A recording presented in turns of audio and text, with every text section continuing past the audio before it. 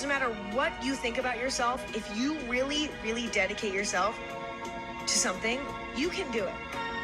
The only person getting in the way is you. Hello my loves, welcome back to my channel, and if you're new, I'm Roxy and I'm so happy to have you here.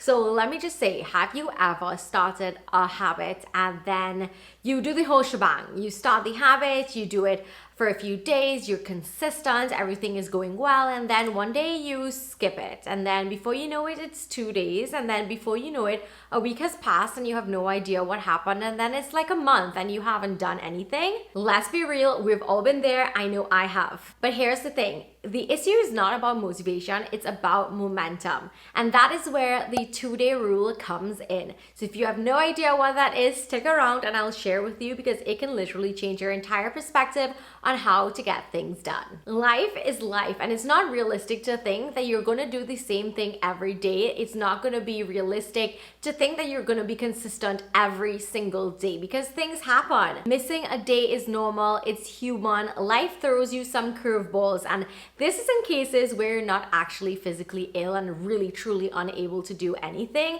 These are days when you just don't feel motivated, but here's how you can overcome that feeling with the 2-day rule. This is one of the most simplest but most powerful habit hacks that I've ever come across. So the 2-day rule basically states that you're allowed to miss one day, but you're never allowed to miss 2 days. And again, this is an instance where you are not physically ill or struck when you really can't do anything.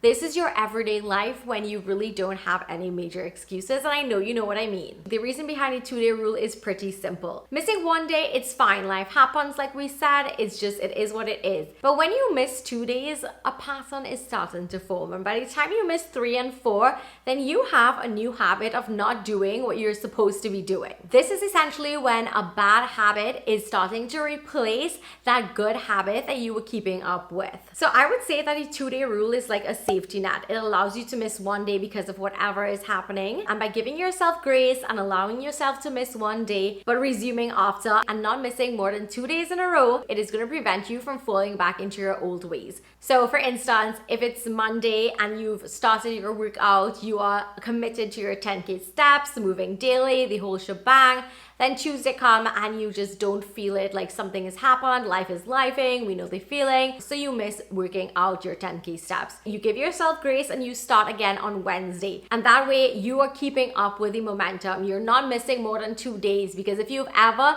fallen off a habit, you know how hard it is to get back into it if more than like 2 or 3 days pass.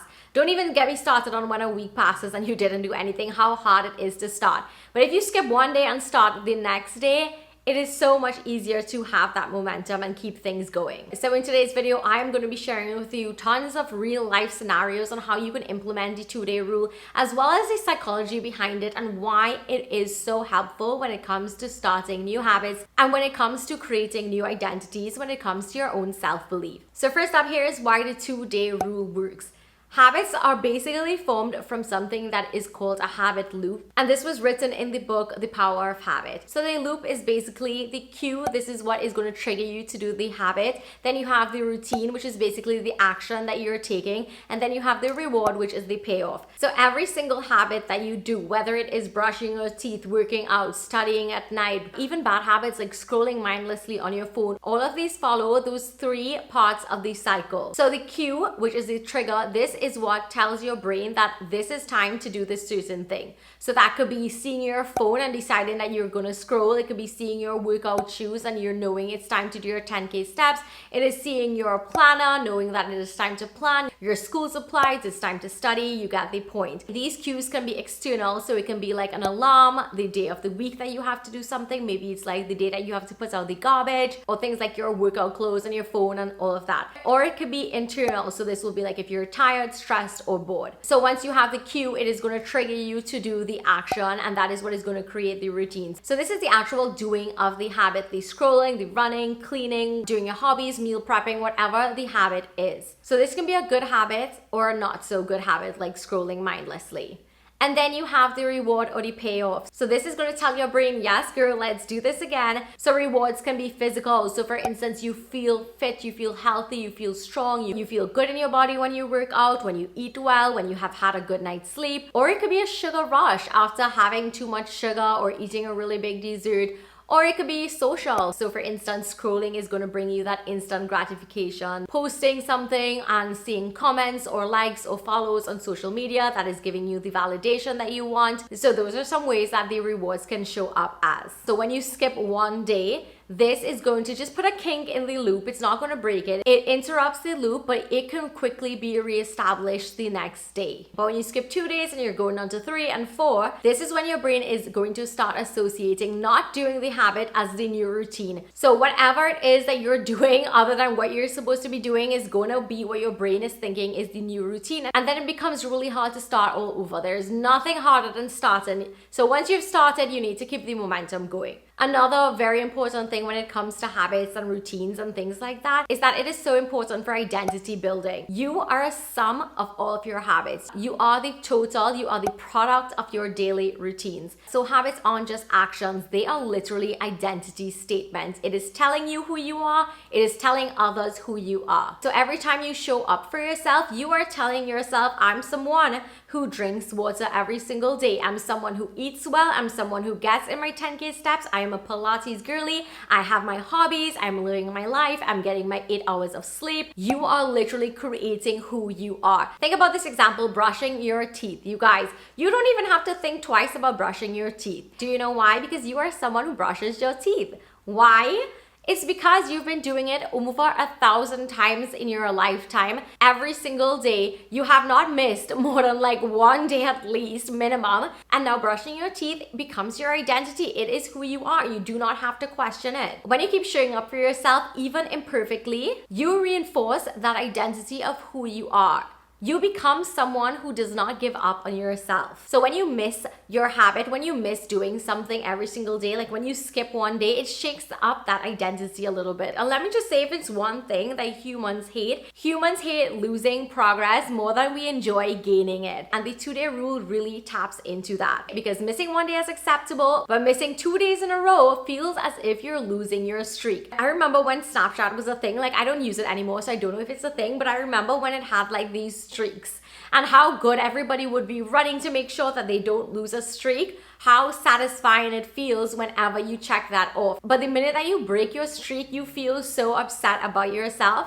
That is the same concept. When it comes to your habits and you skip one day, the loop is disrupted, but it's not destroyed. Your brain is still going to recognize the pattern, so the next day it's easy to continue where you left off. But if you skip 2 days in a row, like we mentioned, your brain is going to start adjusting to the new normal. It's going to start adjusting to this new habit. And the new routine is not doing the habits. So instead of viewing it as something that you want to be doing every day, it is now filed under your brain as optional. It's optional to walk, it's optional to eat well, it's optional to read, do your hobbies, study, whatever the case may be. You never want to skip more than 2 days in a row, because your brain is literally going to say that this new pattern that you're creating is not to do the thing. So instead of the default being doing your habit, the default is now going to be not doing it. And that is why momentum is everything. So let's give a little example. You want to build a routine of doing your evening walks and getting in your 10K steps. You don't feel like working out heavily every single day, and this is the way that you're going to incorporate moving daily into your life. So on evenings, you come home from work, that is your cue.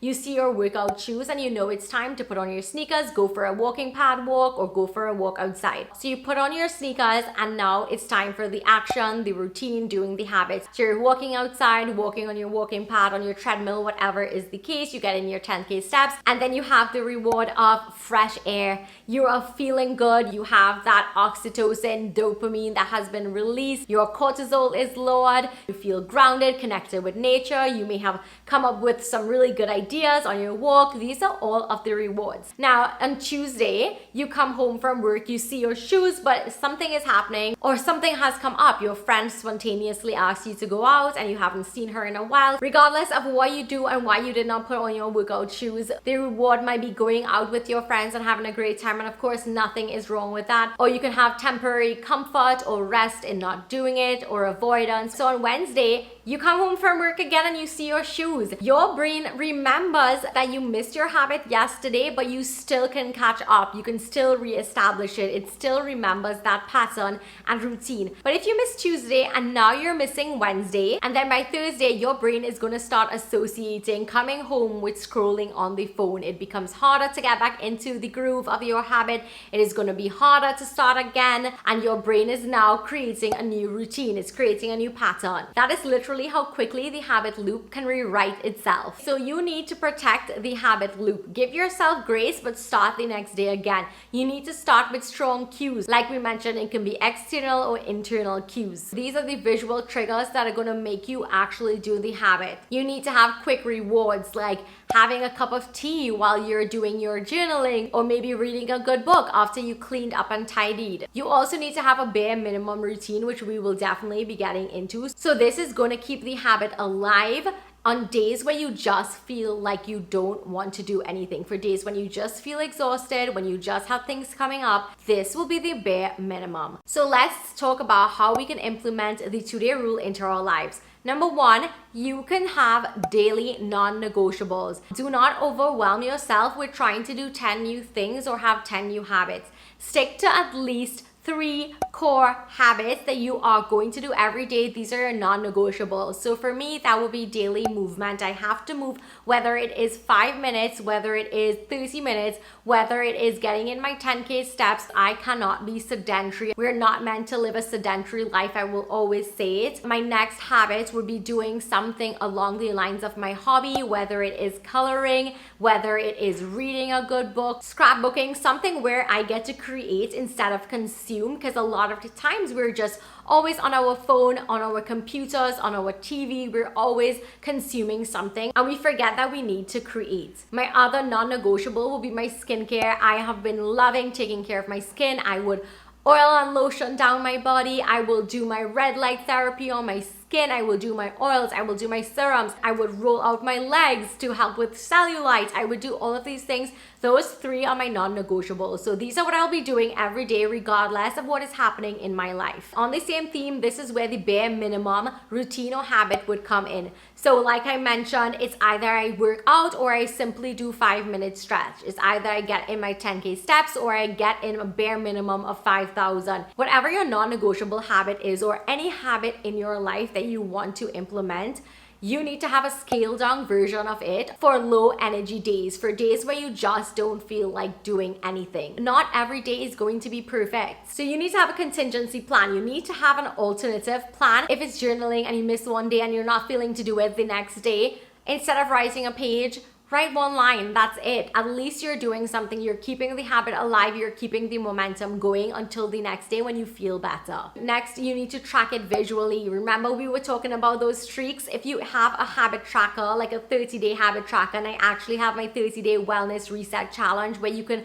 create your own 30 days and have your own habits and track that daily. It feels so satisfying when you check off and you color off each box. When you have all in a row, even if you miss one, it feels so much worse when you have like 2 blank spaces instead. It literally motivates you not to skip the next day and to do some sort of bare minimum like we talked about. You also need to set reminders or triggers that is going to cue you, so that can be alarms, sticky notes, telling your friends you have an accountability partner. Or you can have it stacked, which is where you pair a new habit with an existing one. So for instance, you can do your 10K steps while you are listening to a podcast or watching your favorite YouTuber, which I hope for you that might be me. If you are doing your chores or anything like that, you're basically doing something that you like and pairing that with your new habits. You can also take time to reflect weekly. If you feel like if you've been missing more than 1 day, one after the next, and you're just creating a new pattern that you're not happy with, figure out what is causing you to break the habit loop and figure out what are some contingency plans and some things that you can do to make sure it does not happen and that you get back on track. So I wanted to share with you some practical examples that you could implement in your life when it comes to the habit loop, the cue, routine, and reward. So first up is cleaning or tidying up. So we have the cue, which would be like noticing the dishes in the sink or clutter on the table. So the routine, you are going to clean up for 15 to 20 minutes. And then the reward, you're going to feel calmer, you have a fresher space, it feels less overwhelming. So here's where the 2-day rule comes into place. You skip one day, that is fine. But on the second day, if you don't clean, if you don't tidy up your space, that is where it's going to snowball into chaos and overwhelm. That's really not going to make you feel like doing anything at all. Small things become mountains that become unmanageable. So for a bare minimum routine, set your timer for 5 minutes, do a 5-minute tidy, or clean one surface area, your table, your counter, do one load of laundry, do something bare minimum. Again, it's not about going all in, it's just about keeping the momentum going and continuing to stick to the identity of who you want to be. Another example can be eating healthy. So you have the cue, it is mealtime, you are hungry, and for your routine, you're preparing a really delicious, healthy meal. Your reward is going to be that you feel light, energized, you are proud of your choice, you feel good. Next day comes, you feel like you want to eat fast food. Okay, that's fine. You have one day, a cheat day, it's fine. But then 2 days in a row, that's when junk food becomes the new norm. That's when junk food and eating out becomes the new habits. And before you know it, you're craving junk food. That's the new habit. That's the new routine. That's all that you want. Now, on the bare minimum, low energy days, if you can't really have a full healthy meal, you can swap out things for more healthy alternatives. So for instance, you can add a side salad to whatever you're eating. You can opt for lemon water instead of a Coke. Just small actions like that reinforces your identity of someone who eats healthy. You're a healthy girly, you're in your wellness era, this is who I am. Next example can be homework or work project, whatever the case may be. So you come home after school, you have your school books, you have your planner, you have your things to do, then you have your routine, you set your timer, you work for like 30 to 60 minutes, you get things done. The reward, you feel good, you feel prepared for your exam, you feel like if you're making progress on the lab report that you have due soon, things are happening, you're feeling good. The next day, you don't feel like doing anything, it's just like a blah day. That's where procrastination is going to become the new habit. It's what you're going to want to do, you want to scroll instead. You're doing everything but what you're supposed to be doing. So on a bare minimum, low energy day where you're not feeling motivated, you are going to keep the momentum going. You're going to just do something for 10 minutes, whether it is brainstorming for the new project that you have coming up, whether it is reviewing your summaries of notes, you're writing one paragraph, you're summarizing your notes in bullet points. It's just doing tiny, bare minimum, low effort things that don't break the habit loop and make it harder for you to continue the next day. Doing the bare minimum still gives you the reward. You feel like if progress has been made, you feel less stressed, and you're starting to feel on top of your deadlines. So another example can be your hobby. It can be something where you want to color or you want to play an instrument, learn a new language in your spare time. So for me, my cue is after dinner, I would make a hot cup of tea and then I would either read my book or color. And by the way, I do have my own coloring book. It is the Bold and Easy Girl Therapy coloring book. It is absolutely gorgeous, obsessed. It is on Amazon. I will have it linked down below, but this has been like my go-to cozy little hobby at night. It's something that I absolutely look forward to. So I have my cup of tea, I would get out all of my cute markers, and I would get into the coloring vibe. I feel so good after. I feel relaxed. I feel like if I am creating instead of consuming, I'm feeling good about myself. But if I feel like if maybe it's like a good show has come out and I want to watch that instead, or I just don't feel like doing it, there's no problem in that. But by the next day, if you do it again, your brain is going to be like, oh my goodness, the new habit is scrolling or watching TV, and then your hobby loses momentum. So on the bare minimum days, you can play one song if you're learning a new instrument. You could read one chapter if you're reading a book. You can color one section on the page, just something like that. And chances are, let me tell you a secret, if you do it, you wouldn't feel like stopping and you would continue along with it. But again, we're keeping it very simple and attainable. These are the bare minimum things that we can do on low energy days. I love always seeing myself as someone who creates, someone who has hobbies, someone who's interesting. So these are how I would reinforce this identity by keeping up with my hobbies. A next example might be becoming a morning person. So you have like your cue of your alarm going off, you get up, you have your morning routine, you know what you're doing, life is good, you feel prepared for the day, you don't feel rushed, you know what is going on, you wear your favorite outfit, you have time for your skincare, you have time to make your matcha, everything is happening. The next day you might want to sleep in a little bit, you know how it is, you had a late night or you're just feeling extra tired, you sleep in for 30 minutes, that's fine. But the next day, if you don't reset to the time that you're waking up, you might be waking up 45 minutes later and it might just be a whole other thing again. You are now becoming someone who is not a morning person. So on your bare minimum days, you are going to wake up, even if it's 15 minutes later, you're going to do your non-negotiable habits, like the things in the morning that you know you're going to do. So that would be like having a good breakfast, doing your skincare, journaling. You still have the identity of being a morning person, and then of course you could reset yourself. Instead of just losing momentum and waking up later and later every day and rushing and not having time to do anything that you want to do. Remember that consistency is what is going to keep you going. Remember the compound effort in small repeated actions versus one occasional big one. So that would be like working out 15 minutes every day versus working out once a week for like an hour. Every time you stay consistent, you build trust with yourself, you reinforce the identity of who you want to become. Remember that doing these habits and being consistent creates trust in yourself. You're going to be someone who can trust yourself to do the things that you say that you're going to do. It's going to also create self-discipline. Remember that you don't have to go all in every single day. You just have to show up in some way. It does not have to be perfect. And this is how you're going to reinforce the identity of who you want to become and eventually create the life that you want to live. And the 2-day rule is what is going to keep your habits going. It's what's going to keep that consistency and that momentum. I love the 2-day rule because the beauty is that it is realistic. It gives you grace for the days that you feel off, where you just don't want to do something or when life happens, but it also keeps you accountable and it gives you an opportunity to restart the next day